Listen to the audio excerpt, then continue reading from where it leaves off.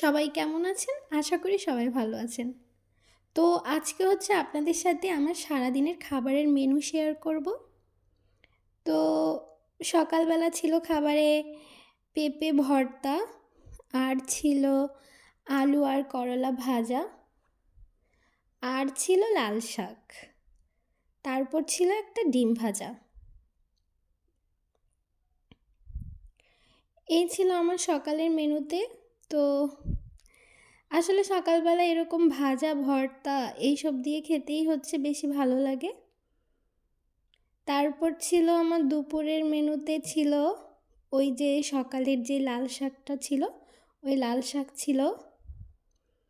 তারপর ছিল পাঙ্গাস মাছ আলু দিয়ে ঝোল করেছিল, পাঙ্গাস মাছের ঝোল আলু দিয়ে। আর ছিল গুড়া মাছ, এই মাছটার নাম হচ্ছে আমি জানি না, এটা হচ্ছে কলা পাতায় পাতোড়া ছিল। আর ছিল জলপাই দিয়ে টক ডাল। দুপুরের আসলে খাবারটা অনেক টেস্টি ছিল, মাছগুলো অনেক মজা হয়েছিল।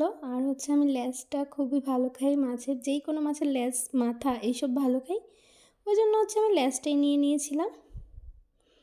এই ছিল আমার দুপুরের মেনুতে। আর হচ্ছে রাত্রে ছিল আমার নান রুটি, আর ছিল চপ, ছিল মাংসের চপ।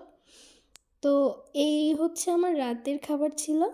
রাতের খাবারটা খুবই ভালো ছিল, খুবই টেস্টি ছিল। তো সবাই ভালো থাকবেন।